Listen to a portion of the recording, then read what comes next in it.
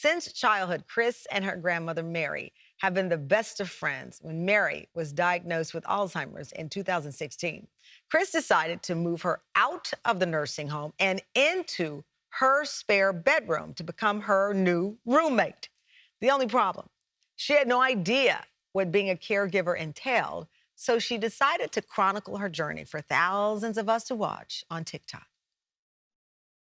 When I started to realize that I am considered a caregiver, it was all thanks to social media. It's Kristen! It is me. You're happy. My grandma really saved my life. I was a wild teen. I was going through a lot of stuff when I was younger, and she just was always there with love and open arms. Do you think you could give me a hug?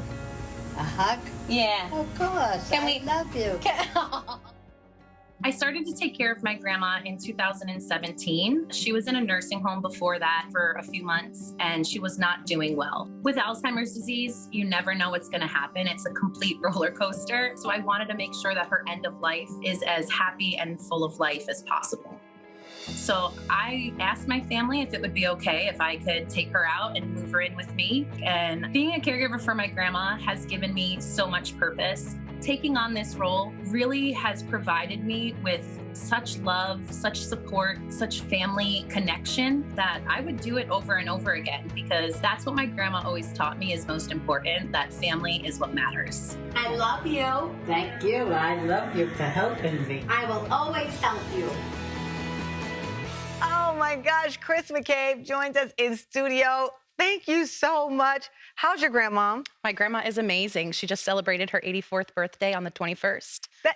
She's 84, you're 34. Yes. I said this is the best version of the Golden Girls. I watch this every day. Were you blown away by how many people started to just gravitate to your social and watch your relationship? It's been really mind-blowing. My grandma's always been spunky and had a personality. So when I grew up, people always knew who she was at the stores, at school. Oh, she's unforgettable. Yeah, she's unforgettable. She's for unforgettable. Sure. But just the connection I've made with other caregivers and the response I've gotten has been overwhelming. I was so struck by the fact you said, I didn't even know I was a caregiver. Yeah, it's my grandma. My grandma always taught me that family and love is the most important thing in your life. And so I just knew that I needed to help her. She needed help. And, I learned on the way. You said that she was instrumental in your early life when you needed her. Yes. Going to that nursing home and saying, Grandma, you're not staying here. You're coming home with me. Yeah. How did that make you feel? It just seemed like an easy thing to do. I watched her in the nursing home just full of life and then lose herself little by little. And I said, there's so much more. I feel like I can give her so much more.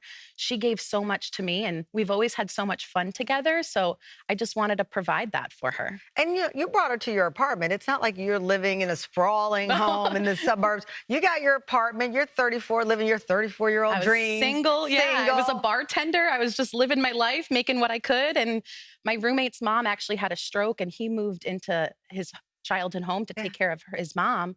And I said, you know what? Why doesn't Grandma come live with me? It just seemed like the right thing to do. It's fascinating. Your roommate was then going to care for a grandparent because you're right around that age, where you start to see this happen. I'm 51 now. I've just attended a funeral for my girlfriend's father, who she cared for years and became his caregiver. So I always tell people around that 30-year mark, you start to see it and hear it and talk about it more with friends, and then it comes to your door. Yep. From being on social media and seeing how big of an impact Alzheimer's and dementia has had on people, it's crazy. I take care of my grandma, but so many people take care of their mothers and fathers, my same age, taking care of someone who raised them. My grandma raised me in a way, and so I just feel very fortunate that I was able to provide that for her. The difficult days, how were you able to manage? As you pointed out, you were single, bartender, so, she's there, and I imagine there are days she can't be left alone, or you need to make sure things are in order.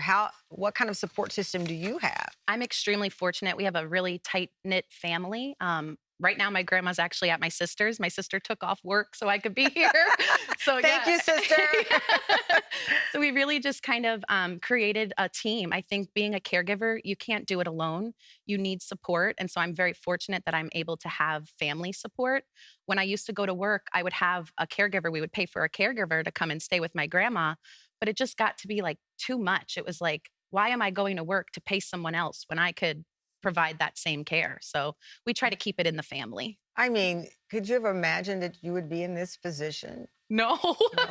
Right? You No. don't think it. You don't. I mean, my grandma took care of her mother with Alzheimer's. And so we kind of had an idea of maybe what would happen in the future, but you never expect it to hit your door until it's already there. You know, we watched my grandma, she was losing bits of her, but we didn't want to pinpoint it at dementia yet. We tried to want to give her life. Yeah.